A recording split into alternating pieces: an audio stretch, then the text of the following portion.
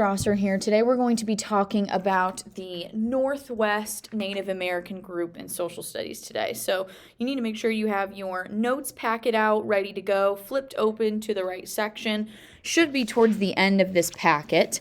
This is our last Native American group that we're going to be talking about today. I'm going to refer back to this map that we've looked at several times in the past. The Northwest Native American group that is located on our map here is this top left corner, that light purple color. You can kind of see here that they take up very little amount of space, not only vicinity-wise, but also population. So this specific group was pretty small, and they still made an impact, obviously, but we're going to talk a little bit about them today, and I will kind of I'll give you some ideas of what to put in your notes section today. So this specific group I think is really cool because of their housing. The way that they built their homes is very similar to stuff that we kind of see today. So this is kind of a group that was maybe a little bit ahead of its time as far as using resources in a way that could build these structures, because when I look at this bottom left one, this kind of looks like something we might see today. So these are called, another example could be a lodge, like we've talked about earlier.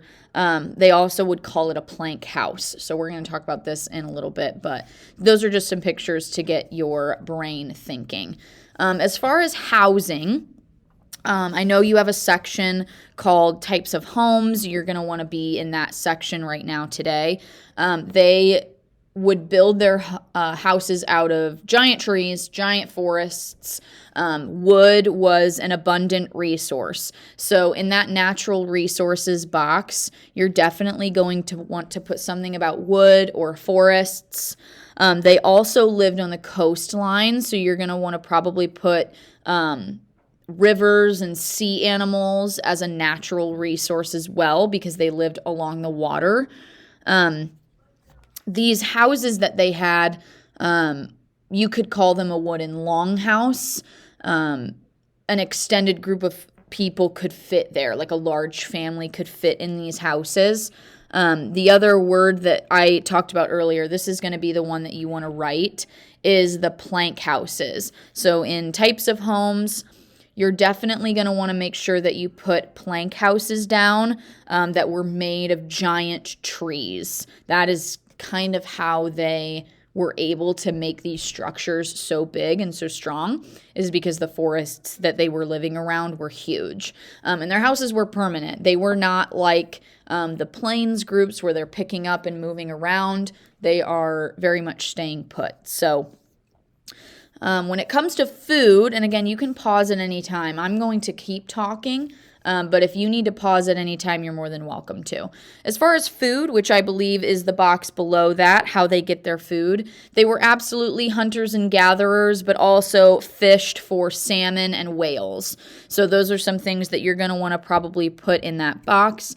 They absolutely were hunters. They gathered plants, different things that you could eat maybe off of a tree or off of a bush, but a big thing for them was fishing for whales and salmon. Again, they would take out these canoes and go fishing with them, and we'll talk a little bit about that in a second.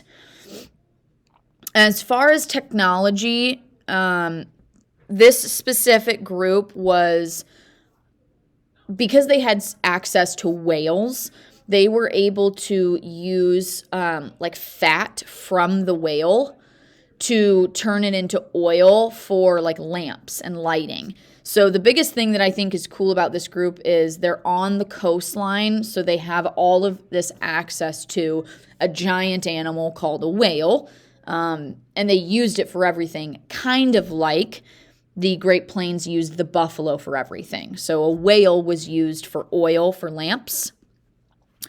I'm currently in the technology box, so make sure that you have access to that, or you know where that's located. You're going to want to put something about whale fat turned to oil for burning lamps. You're also going to want to put something about a dugout canoe and a harpoon.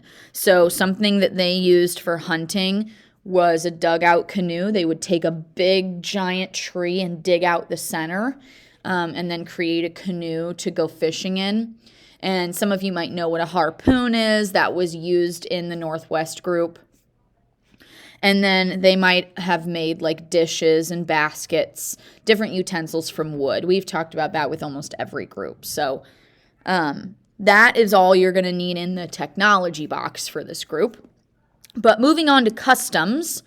Remember, customs is at the very bottom of the back. So customs is, again, like culture, way of life, things that make them unique from other tribes. If you look at some pictures over here off to the right, that's called a totem pole. Some of you might have heard of that before. You're definitely going to want to put something about that totem poles were used to like welcome people, almost like you would see a sign today at the front of a building. A totem pole was used to like welcome visitors to a home.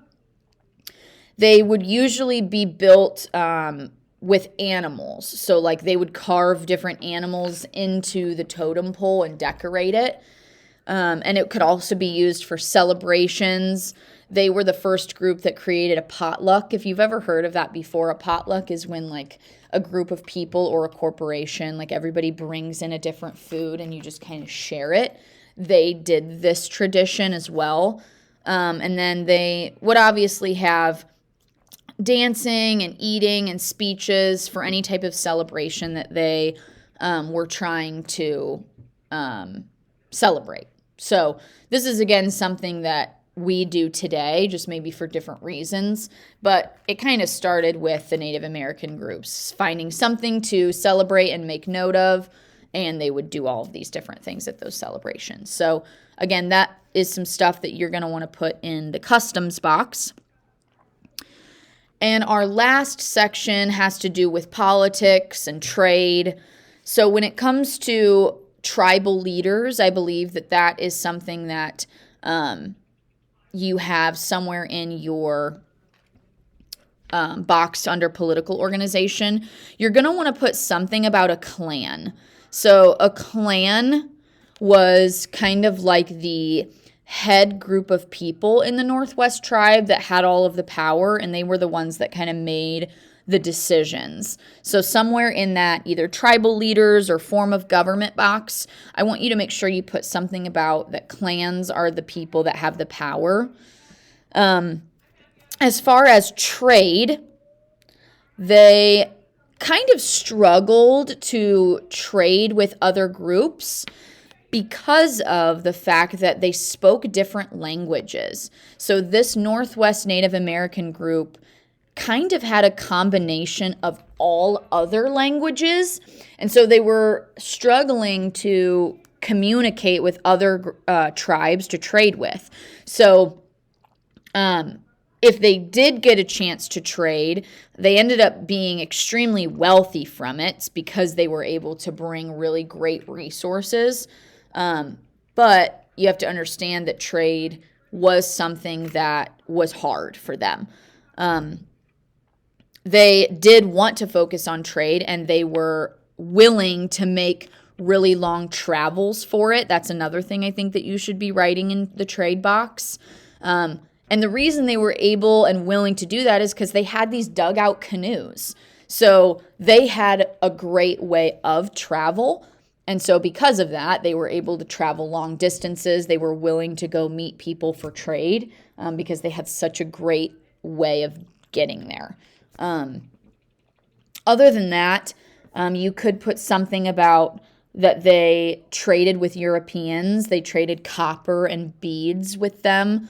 I think there's actually a box that's called Interactions with Europeans. I would probably put something about the fact that they traded copper and beads and iron with them.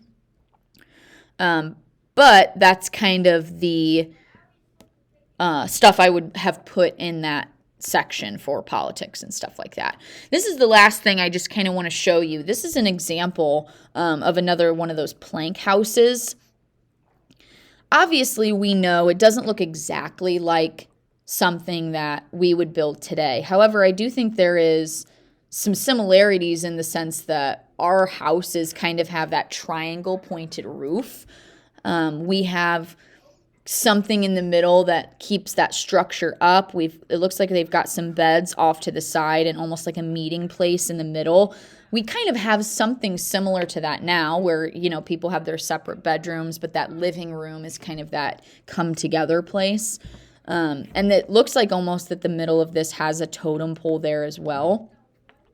So this is just kind of the inside scoop of what one of these would look like. Again, this is kind of just an overview of the Northwest group. If you have an opportunity that you need to maybe go back and get some more notes that you didn't get down earlier, or you wanted to take a look at some of these pictures, feel free to pause or rewind. But again, that's kind of the gist of what I think that you need to get written down. These pictures are really cool. Again, they're real life situations that these people had to go through to survive. They had to live off the land, and they still found ways to make themselves unique from other tribes, and wealthy. This specific group, the Northwest, was definitely one of the wealthier Native American tribes because of the resources that they had, especially access to the ocean and the whales. So that is all you need. Feel free to go back if you need it. But thanks, guys. Make sure you get all your notes down, and I'll see you in the next video.